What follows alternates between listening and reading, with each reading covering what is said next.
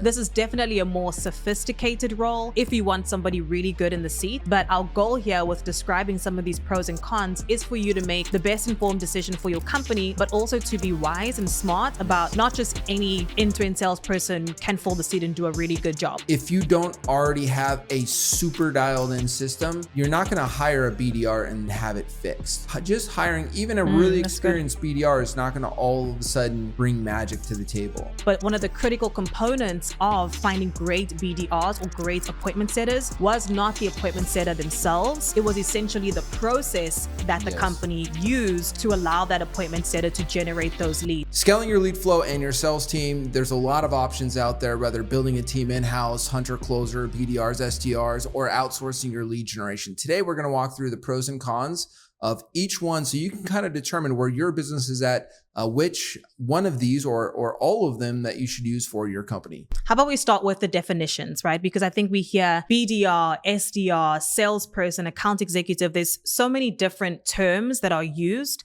with regards to building out your sales team. Let's start off with defining each one. Specifically, let's start off with BDR, also known as a business development representative. What is that role? As business development representative is somebody who goes out, they're an outbound. They make cold calls, they hit the ground, they might do LinkedIn or email or whatever. They're going out, they're actively going out to bring in new leads and set meetings for your account executives or your sales team. This can also be known as like a simple appointment setter, right? So this person is the one that is setting appointments for the sales team, whether it's through outbound calling, it could be through email, it could be through LinkedIn, just different options. But think as this person going out to find your ideal leads and ideal prospects. What about a sales development representative or an SDR? So an SDR is somebody who's taking the inbound. So say you have 500, 800, 1,000, 2,000 leads flowing through your website right now or through your sales funnel, and there's spillage. There's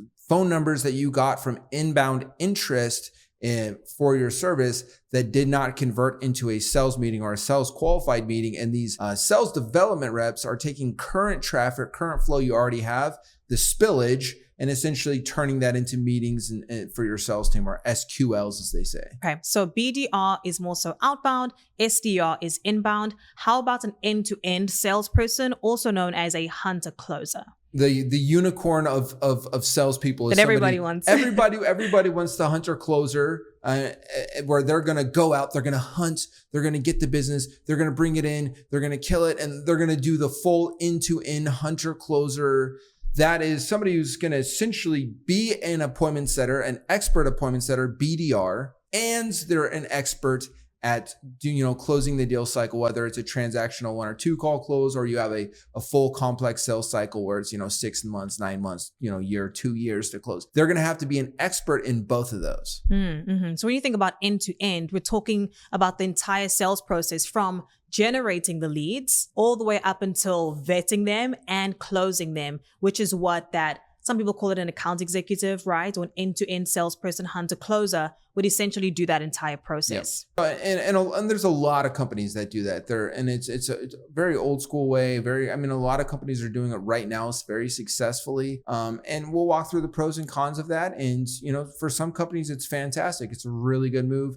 But I think a lot of people do it when they shouldn't be doing it. I think a lot of people are trying to find those unicorns, and it's very hard to find somebody who's an expert at 2 things that are actually pretty different. They're very different skill sets. Like being able to work a deal, get it to close is much different than going out and prospecting it. And somebody has to not only have both these skill sets extremely well, but they're going to be going between these 2 different types of roles throughout the day, which when you're task switching can get kind of complex, but some people can do it really well. Yeah. Let's talk about the experience level that's needed, right? Like as operations, I'm thinking about hiring. What are the different experience levels? Is an account executive or an end-to-end salesperson, are they more like a senior level role and a BDR is more of a junior entry level role? How are you thinking about the different levels with regards to hiring these people? There's definitely people that start off as BDRs because long-term they want to become an account executive. They want to be able to close the big deals, right? Because whoever's closest to the money is making the most money, and so the BDRs, they can make a lot of money depending on the comp structure of a company. But the person who's going to make the most money is the one getting the contract signed. A lot of times somebody might start off as a BDR, an SDR, or they're assisting the account executive to do the outbound, to get the meetings. And then with the goal of one day being trained well enough to be able to be an account executive. And so sometimes when you have a hunter closer that's really good at both, it's because they've worked their way through those channels. They were the BDR, they mastered that game, they got super good at it, and then they became a hunter closer, and because they were hunter first, they were able to get the meetings first. So they are two different skill sets, but that hunter closer is generally somebody who's been through the processes of both and has really gotten great at both. Like I could be incredibly great at both. It doesn't make sense for me to be my own setter, right? Because if I'm talking to really large companies and CEOs of really large companies, it makes more sense for me to have a BDR set for me, right? But I have the skill sets for both. If I wanted to do both, I could do both very, very well. Yeah, that's so good. I remember when I first started off, like just in the marketing lead generation space, people would throw around like hunter, closer, these terms that I had no idea what they meant. So if anybody's listening and you don't know hunter closer terminology, hunter is somebody that's just going out and prospecting, right? Finding leads, generating leads. The closer is the one that is signing the contract or moving the person through the sales process to get them to a signed contract. So I don't want that to go over anybody's head, because it definitely went over mine before I started in this industry. So just understanding the dynamics between hunter and closer, essentially that end-to-end salesperson is doing both parts of the equation. They're hunting, finding new deals, as well as closing. And I want to really dive into the pros and cons of each, because for your business, it may look very different, right? Whether you are at a stage, whether your goals require you to have a BDR, an SDR, or an end-to-end salesperson. So Tim, let's talk about the pros and cons of each and a little bit more into the details of the makeup of these roles. Let's start off at the BDR, or the business development rep. What are some of the pros? Yeah, the pros of a business development rep is that if you have a really good lead generation appointment setting process already built, you can essentially replicate that process by hiring somebody who's good at following a process. They're good at following an SOP. Hey, do X amount of reach outs on LinkedIn, or X amount of calls, or X amount of emails using this script, this process. You have very clear KPIs, 150 calls a day, or X amount of outbounds a day using this message. If you already have your KPIs and processes in place, fantastic way just to double down, triple down, and essentially scale what's already working. So if you already have something working, it's a very smart thing to get more BDRs, 100%. Yeah, this person's just like solely focused on generating pipeline. Think about leads. They're going out, calling, emailing, LinkedIn, like all the things just to get appointments on the calendar and essentially fill the sales team's pipeline. This week, they're not going to be busy working a deal and like, oh, I couldn't develop business. A BDR is going to keep the pipeline consistently having new meetings coming in. There's going to be ups and downs and holidays and different stuff like that. But their sole job is they're either being successful in their role, meaning they're getting the meetings, they're doing the activities, which produces the outcomes, or they're not doing the activities or not producing the outcomes. Both those are they're very clear and defined metrics that are very easy to track and very easy to diagnose if they're not working, right? Yeah, that's so good. And I think another pro is that part of what you're saying is it allows the closer, the salesperson that's going to, sign the contract or get people across the finish line, it allows them to focus solely on converting deals. Yes. Right. Yes. Like this, and think about it from an entire team perspective. If everybody's focused on their role, the business development rep simply focuses on generating pipeline. The closer simply focuses on closing deals. Yeah. So I think that separation of roles is really beneficial on, just the sales team side as well, because the closer can just focus on converting deals. Yeah, Michael Jordan, Scottie Pippen, you know what I mean? Like it's Love it. So good. Okay. Let's talk about cons. What are the cons of a business development rep? So there's not really cons as much as if you don't already have a super dialed in system, you're not going to hire a BDR and have it fixed, right? Just hiring even a really experienced BDR is not going to all of a sudden bring magic to the table. Which a lot of companies think. A lot of people, well, this person has this many years and this much experience, and I'm hiring them to do this one thing. They should do it. Like, no, you need a process. If you want meetings, you have to already know how to get meetings, and a BDR is essentially throwing fuel on the fire of something that's already working and running. So the cons are, if you don't already have something that's working and processes documented, then it's going to be a challenge. Another piece is just management. The more people that you add to the team isn't just more people that are going to be a part of payroll and all that stuff. It means more management costs. So I think, it's one thing is to think of the more BDRs I have. If I have a team of 4 or 5 BDRs, well, that's going to be one full-time manager managing those people. And they, you might at first, it might just be 1 or 2 BDRs and they're kind of adding the sales managers managing. But if you start having your sales manager managing more than 4 or 5 people, it starts to get, the quality gets bloated. It gets very hard to manage people once you're past 4 or 5. So I would say just the people management gets very complex. And a cost that most companies, even very sophisticated companies that I talk to, they don't take into account when they're comparing costs of different options, is the management and the organizational cost that happens by having to add more people, manage complexity. There's a lot of costs that's hard to calculate unless you're a very sophisticated company. So yeah, absolutely. I would say just making it bloating the cost beyond what the SDR, what their software, what they're going to cost. You're going to have to train them. So there's a lot more costs that go into hiring a couple BDRs. And if you hire 2, which we always suggest to hire at least 2 at a time, hire 2, run them for 90 days. If one of them doesn't work out, that's great. You have one that works, but still you spend all that cost on training 2 people and management costs. 1 person. Yeah. Yes. Yeah, absolutely. That's something to definitely keep in mind. Like, how much time, effort, energy is it going to take us? Right? How much are we going to spend in getting these people up to speed, in consistently training them as well? It's always something to keep in mind. Any role that you're really recruiting and hiring for your business, definitely keep that in mind. I also think, talking about BDRs, like appointment setters, right? People think that if I hire an appointment setter, they should know how to generate appointments, but that's very far from the truth. We've trained over 1,000 companies on how to generate leads, on how to find appointment setters, vet them. But one of the critical components of finding great BDRs or great appointment setters was not the appointment setter themselves. It was essentially the process that the company used to allow that appointment setter to generate those leads. So keeping that in mind, having the person in the seat is not enough. Your company has to have the right process to train them on how do I actually go out and generate leads for our offer, for our business specifically. Yep. Train them, equip them, keep them accountable. KPIs. When they're not producing, be able to diagnose why they're not producing, be able to get them back on track. Right. So yeah, there's a lot, but if you already have, Tim, Cindy, we got it dialed in. We're crushing it.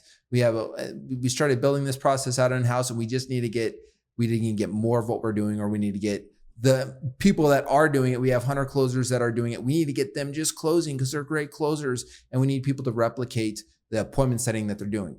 Fantastic move. Fantastic move. Excellent. So good. Let's move into the pros and cons of an SDR, a sales development rep, who is mostly focused on converting inbound leads. Well, this part's not actually going to be as long because it's going to be very clear. If you have 800 plus leads coming in your company, phone numbers, emails, you have inbound interest that your sales development rep can reach out to, then hire an SDR. It's simply going to bring your marketing costs down. You're going to get way more results from the inbound lead flow you have, whether it's from ads, whether it's from your organic, from website inquiries, wherever that SEO. If you have people coming in, more people coming in than you're getting meetings for, and you see numbers and emails that are like, oh man, why aren't those converting? Well, get an SDR, because the sales development rep is going to call and contact them. Their sole job is to take all of the lead flow that's happening in your company right now and convert more of it. Yes. And again, if you already have that, but you don't have that processes for an SDR, still hire an SDR and build out the processes. Because if you have the lead flow, all this is doing is this taking all of the interest and eyeballs that are already on your company right now and converting more of them into sales meetings and more of those sales meetings into clients. So good. So I don't think there's a ton of pros and cons. Like, if you have the flow, do it. If you don't. Yeah, so good. That's so good. I want to clarify. So it's inbound leads that are coming in already, right? Yeah. And this person's sole role is to contact those people that are already looking at your company, whether these leads are coming in through SEO, through you running ads, maybe you just have an amazing funnel, you have people coming in.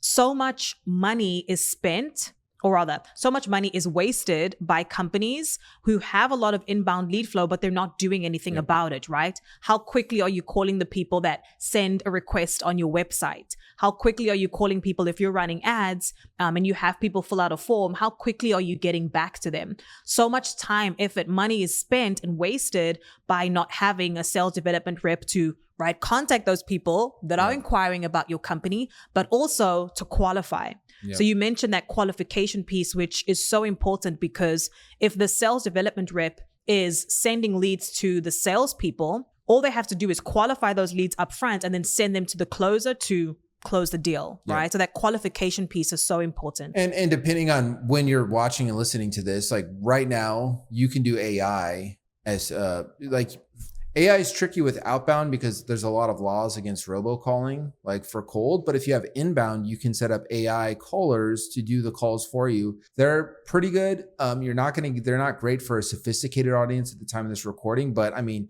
I could wake up tomorrow and boom, they're dialed in. Yeah, right. You know what I mean? Story. So I think they're not going to be around for long, just simply because AI is going to replace any inbound interest, so long as there's not weird laws that come up, which there very well could be. You're going to be able to have AI kind of take care of a lot of that stuff, which is way more efficient, because if you get a lead at 1 a.m. while your team's sleeping, it doesn't matter. You're gonna get an immediate response, and speed to lead is super important with SDRs. Speed to lead. You got an interest that comes in. That interest, the second after that interest was shown, it starts to decline. Right, the law of thermodynamics. Like it's going to get worse and worse and worse interest. So speed to lead with your SDRs is critical. So if you have an SDR, you need speed to lead, and AI could just, whatever you set the timing, wait 3 seconds and call, then send a text and then have a conversation, right? So that's something interesting to keep in mind. AI robocallers. Okay, awesome. How about, actually a question on that. How many leads does a company need to have in order to justify an SDR? If you're kind of like selling smaller businesses, maybe your lifetime value is $10,000 to $50,000, you're probably going to need 800. Like for one SDR. 800 leads a month. 800 leads, 800 phone numbers and emails coming in a month that you're just not converting. If your value is a lot higher, say, you're doing 100,000, $500,000, $5 million deals, and you have interest, well, that SDR can spend more time, more energy, more focus on a smaller volume of meetings. But just kind of think standard, if it's more of a transactional $10,000, $50,000 type sell, then you're going to want about 800 leads. If you have a much higher value, then 400, maybe even 200 if your client value is really high. So if you have any spillage and you think, if I can get one full-time person and their full-time job is to email, follow up, interact with these people to get a sales meeting for my team, and I have enough lead flow to keep them busy full-time, then definitely hire an SDR. So good. I think too, if you are running ads, you're going to get a lot more out of the dollars that you spend in your advertising if you have an SDR. Yep. So keep that in mind, right? You can actually lower your client acquisition cost and boost your conversions by having an SDR in place if you are running ads, if you're doing paid media. Keep that in mind as a critical point, because that's important. It's funny. I'm just going to throw a comment in here. There's a very well-known AI robocalling company, and they set people up for AI robocallers for inbound funnels. But guess what? Do you think they use that for their own company? Do they not? They do not. They have real setters on their team, because at least at the time of this recording, like real setters are just going to produce better if the processes are set up. If you don't have any process set up, of course, a robocaller is going to do a little bit better. But that 2-second gap at the time of this recording, that gap just makes it so. But that was a funny comment. So at the time of this recording, a lot of even the AI caller teams are using real setters, or at least the bigger revenue ones are. Yeah. That's funny. All right, let's go into the end-to-end salesperson or hunter closer. What are some of the pros and cons? A legit hunter closer, because there's going to be a million hunter closers. They don't even know hunter closers, end-to-end salespeople, because they don't know anything different. But like, A good one is going to already be making a ton of money. You're going to have to steal them away from an opportunity that's already making them a lot of money and convince them to move to your company. Now, how do you do that? Well, if you already have a good hunter closer on your team, maybe, we have some clients that are like, the founders for hunter closers, they're still in the sales and they're doing a ton of revenue. They're still in that seat. And they're still in there. They're still doing the sales, but they brought in other hunter closers to replicate what they were doing. Mm-hmm.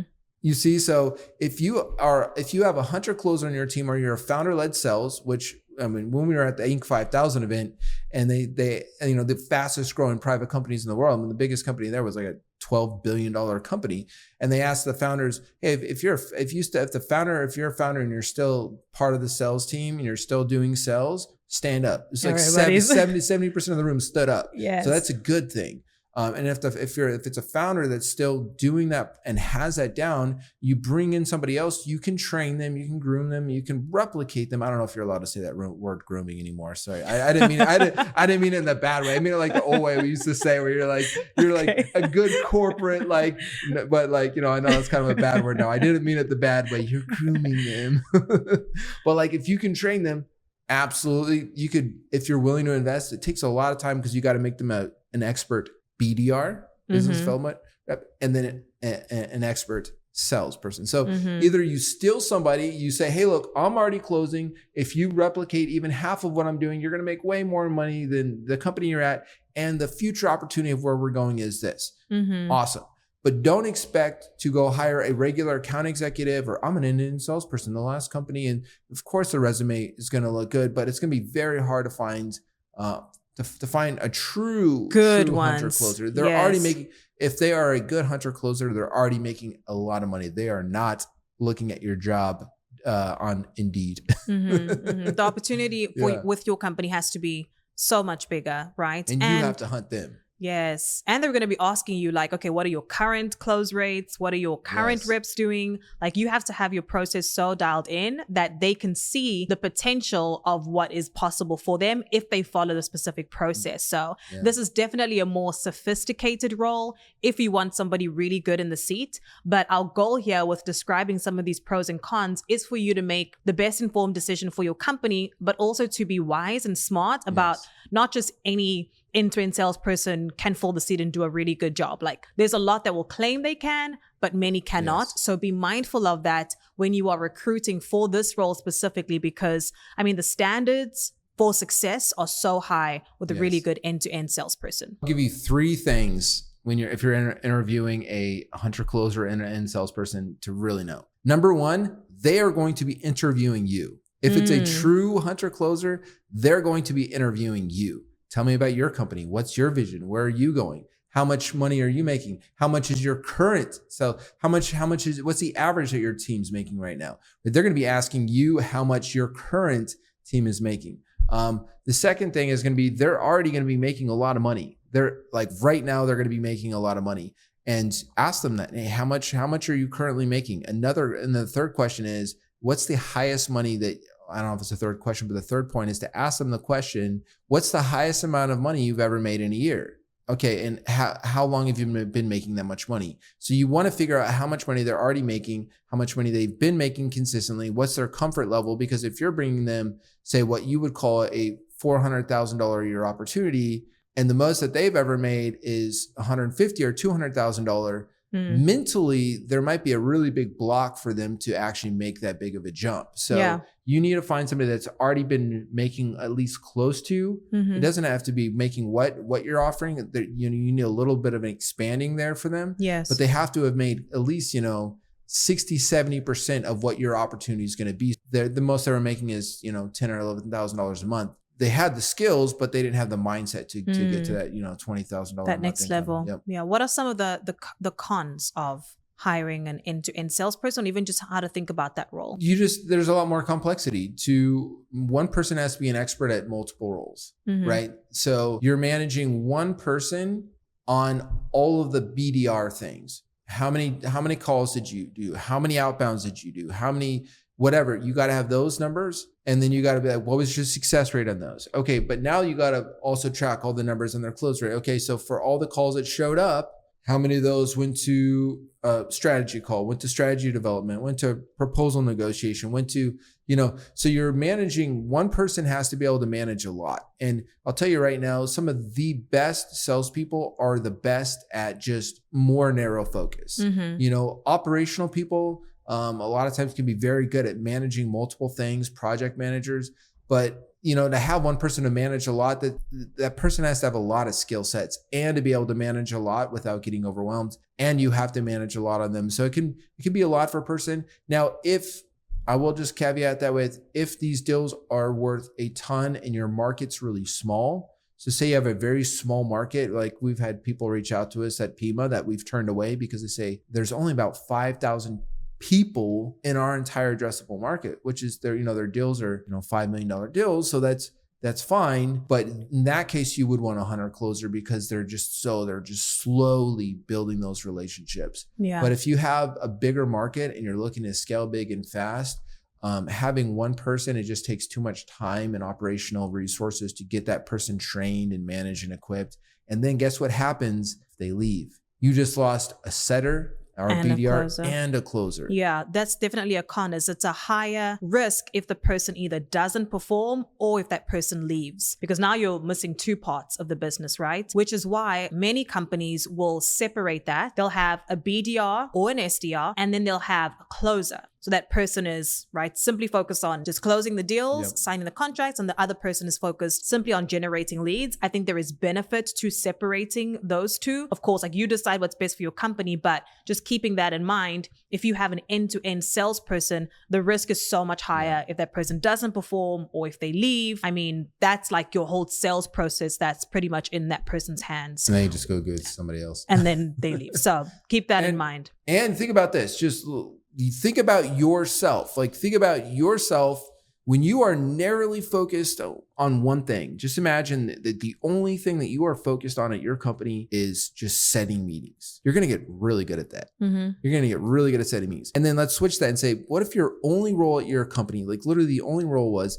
you had meetings set up for you. You showed up, you had your calendar full. I got great meetings. My only thing to do at this company is become a master at running discovery call, setting up the proposal, running the deals, running the pipelines. You are going to get so much better at that role, so much faster. You're going to be very, very experienced, very fast. So that expertise, if two companies are competing, let's say we have two companies and they both have 4 people on the sales team. One company has 4 hunter closers, right? And they're all getting pretty good at both over time. And then I have another team and it's 2 setters, 2 BDRs, and 2 closers. That team is going to be growing and getting better at their roles twice as fast, if not more. I think exponentially faster with a narrow focus. It could be 3 or 4 times. So that team is going to be getting better faster. They're going to be producing higher set rates, meaning they're going to be getting more meetings from the activities. And the sales team is going to be getting more closes from the meetings. So you might be getting twice the meetings. Say 4 people. The person that is the people that are specialized might be getting twice the meetings. And guess what? Those closers or those account executives that are just focused on selling, they're also might be getting twice the deals from their lead flow. But that's not twice the deals. That's twice the leads and twice the close rates. So now you have 4 times the output of team 1 versus team 2, or team 1 versus team 2, right? So if you have, and guess what? If one BDR leaves, put another BDR in place. You already have a great BDR in there that can train them up and get them going. Maybe hire 2 BDRs so you're safe, right? But you didn't lose half of your sales team with one person, or you didn't lose so much. So I think that's a really good way to think about it. And then it just it allows your company to have more value than the individual role, right? Because that person's not leaving with the entire end-to-end process of your company. Yeah, absolutely. As you can see, our preference is towards separating the two. We work really well with clients that have that, SDR, they're looking for more appointments. And we're going to talk about outbound lead generation in a second. They have their closes so that we could just send them the meetings and they close. And it works really well like that because of just that partnership. And as Tim is mentioning, it doesn't hinder anything that the company is currently doing and allows them to have those specialized roles. So our tendency and our preference would be towards separating the two. I think it's a safer bet for your business. And then just that specialization, which if somebody's specialized, is just so hard to match. Yeah. And here's the thing. Yes, we're biased, but we're in this industry because of the belief. We didn't get in this industry and then build a belief around it. I got into the outbound industry because of my belief. I'll give you an example. So when I used to run an SEO company, we were super good. But we did local SEO. Because I had a car detailing company, we got like 30 calls a day just from our own SEO. And then we started doing it for other companies. This is years and years and years ago. And people would always be like, well, why SEO versus something else? I'm like, the reason why I started an SEO business is because it's the best way for a local business to get business. And this is like 2015. So it was like, if you were top 3 in SEO and you had good reviews, you're just flooded. You were just flooded with business. We're getting 30 calls a day for a little detailing shop. Became the best detailing shop, literally sold the company. That business, KC Detailing, look it up. It's still in business right now. #1 detailing shop in Kansas City. But I would tell people this, I would say, look, if hanging door hangers was the best way to get business, I would own a door hanging company. Right? If putting flyers on cars was the best way for your local business to get business, I would own a flyer on cars business. Right? So it wasn't like the activity that we're biased on. It's because it is the best road that we became the experts in this road. And so that's why our bias is because we believed that it was the best path for B2B to scale and to grow. Therefore, we developed and became the best in the outbound industry and separating the setter closer. But it's not just us. Can a company grow and scale with hunter closers? Absolutely. Is there some great big companies? Absolutely. Fantastic. Can you do both? Absolutely. Right. If you have a great hunter closer team, there's hunter closer teams that come to us and they say, hey, just bring our hunter closers more deals. Mm-hmm. And they start to transition more where their hunter closers are doing more closing and we're doing more of the setting for them. So both can work, but that's why we're biased towards it, is because we believe it is the most efficient path to scale a business. And we've seen it firsthand. We've seen it. And mm-hmm. you can look at a lot of billion-dollar companies and see the exact same thing. So good. Let's talk about outsourcing lead generation. What are some of those pros and cons, and how companies should be thinking about this piece as it fits in with some of those other roles? Pros is, so this is kind of like, think about like the SDR. You said, if you already are the BDR, if you already have a great lead process, a BDR is great because you bring a BDR in and they just replicate what you're already doing. So when I think about outsourcing lead generation, this would be great if and only if you have a great sales process, mm-hmm. right? So if your sales process is dialed in, your sales team is dialed in, your account executives, they're already closing. You literally just, hey, if you give me more meetings, like you're already closing, not from referrals, not from word of mouth, not from inbounds, but you're closing like reach outs, you have, and you're closing those and you have a sales process. Outsourcing to the right kind of company is like throwing fuel on the fire. But I will caveat that with, if you don't have a good sales process, a lead generation company is not going to fix that. Yes. You're just going to be scaling something that doesn't work yet. Mm-hmm. And so you got to get that process of getting, outbound or non-inbound or non-network or referral meetings to actually convert. And once you have that sales process in place, yeah, it's awesome.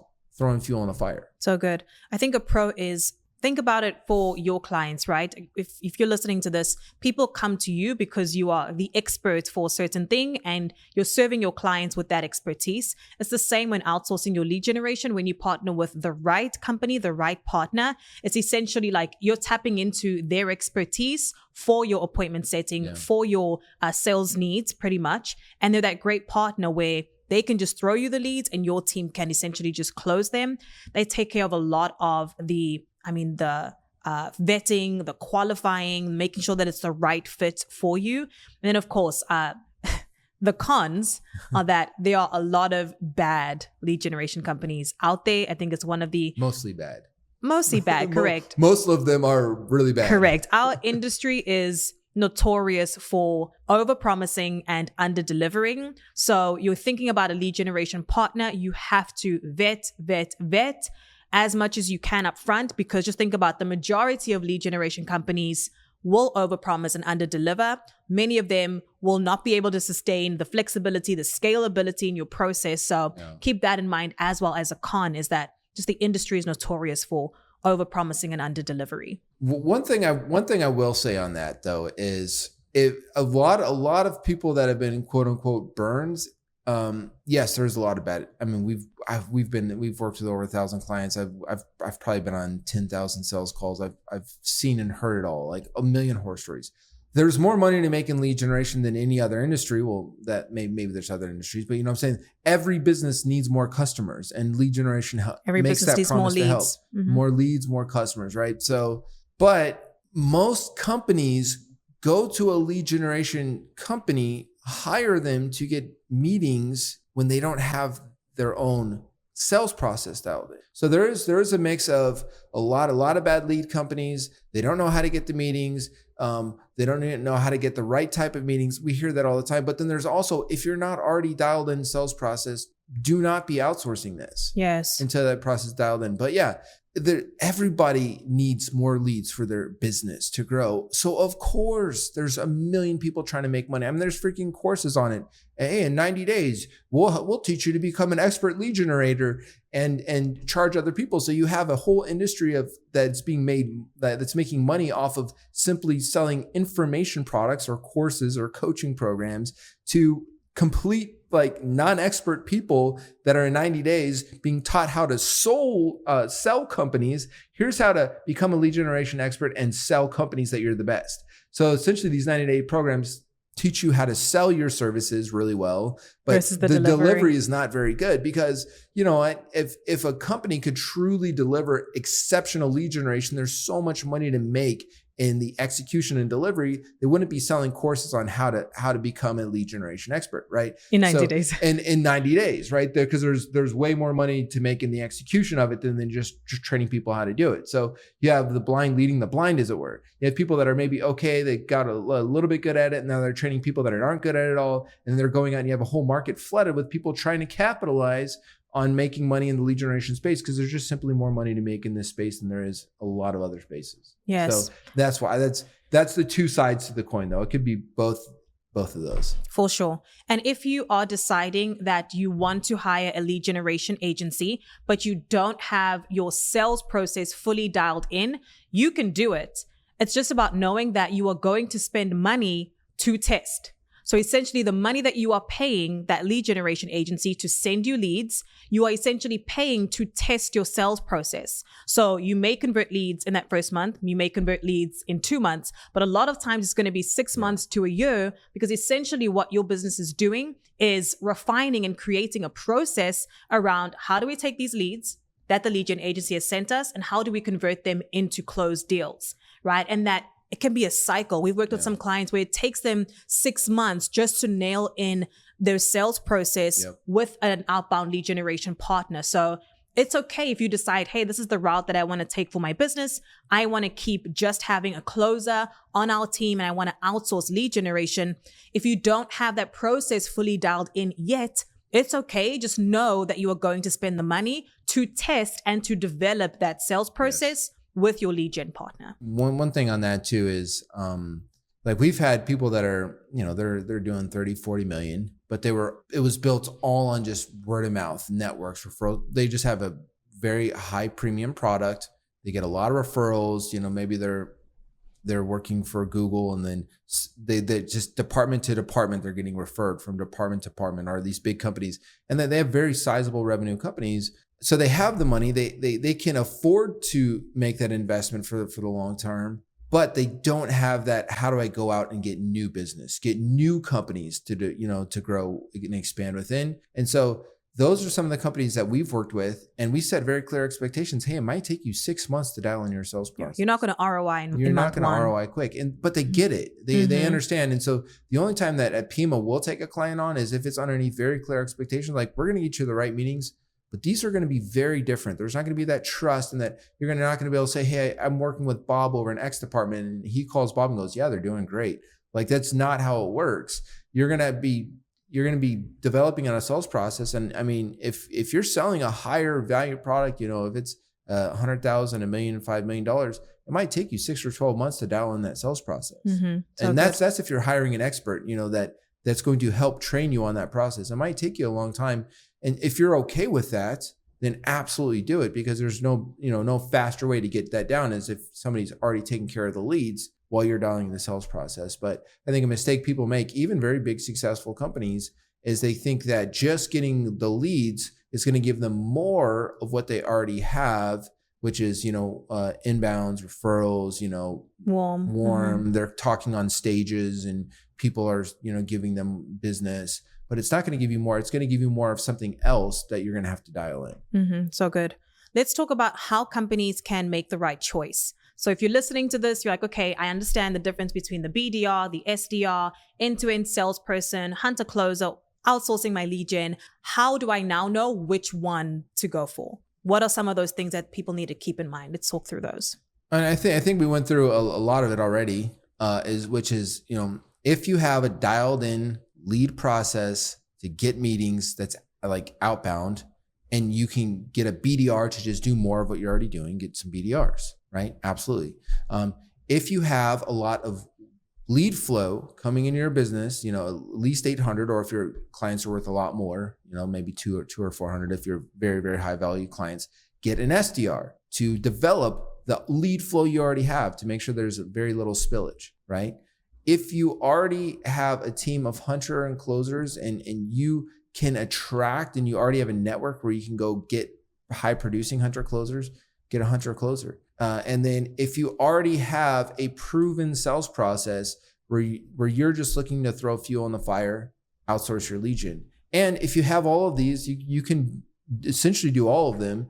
I think the best things to do is if you already have a really good BDR process and you have a really good sales team and those are separated already, scale the BDRs, scale your sales team, and outsource. So it just depends on where you're at, how much capital you have to be able to do more than one thing at a time, how much human capital and financial capital you have to do more than one time. So it really just depends on the sophistication of where you're at as a company. Yeah. I would say 100%, if you don't have the lead thing figured out or the sales thing figured out, like it's mostly just been, referrals and word of mouth. If your revenue is lower, you just got to figure that out. I mean, like we said at that Inc. 5000 event, fastest growing private companies in the world, $2 million is the smallest company, 12 billion is the biggest, and everything in between. How many founders are still doing sales? 70% of the room stands up, right? So if you're a smaller business, just be okay with like, you don't think Jeff Bezos is in the room with the biggest deals, right? So I would think be okay with that.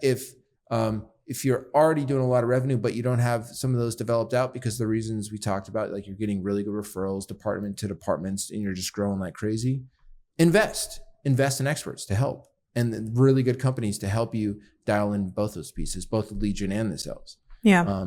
And then if you already have your sales process dialed in, but you don't want to build out an internal BDR, SDR team, outsource. Yeah. So I think it depends on your company's stage of growth. Where is your company right now, right? Are you at a place where you want to scale to that next level? Are you at a place where you really need to just build in your internal processes?